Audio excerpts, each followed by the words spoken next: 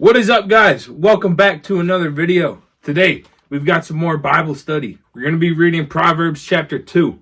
My son, if you receive my words and treasure my commands, turning your ear to wisdom, inclining your heart to understanding, yes, if you call for intelligence and to understanding raise your voice, if you seek her like silver and like hidden treasures search her out, then you will understand the fear of the Lord. The knowledge of God you will find. For the Lord gives wisdom, from his mouth come knowledge and understanding. He has success in store for the upright, is the shield of those who walk honestly, guarding the paths of justice, protecting the way of his faithful ones. Then you will understand what is right and just, what is fair, every good path. For wisdom will enter your heart, knowledge will be at home in your soul. Discretion will watch over you, understanding will guard you, saving you from the way of the wicked, from those whose speech is perverse, from those who have left the straight paths, to walk in the ways of darkness, who delight in doing evil and celebrate perversity, whose ways are crooked, whose paths are devious, saving you from a stranger, from a foreign woman with her smooth words, one who forsakes the companion of her youth and forgets the covenant of her God.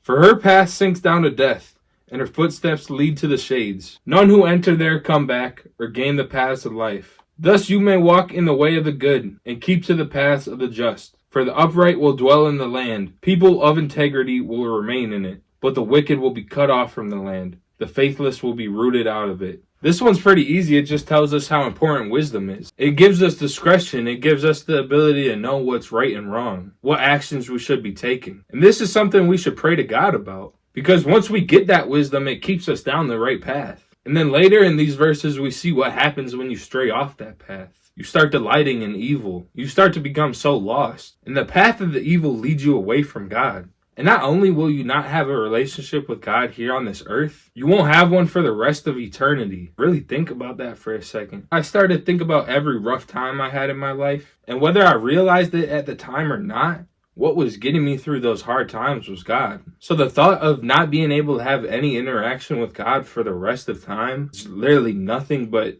eternal suffering. Bro, that's probably like the scariest thing ever. So going forward, I'm going to start praying for that wisdom. And that's never really something I thought about before, praying for wisdom. A lot of time I go through life trying to find the wisdom by myself, But there's no greater source of wisdom than God. Any question you could ever have, he has the answer for. That's all I got for you guys today. Have a good rest of your week. Stay jiggy.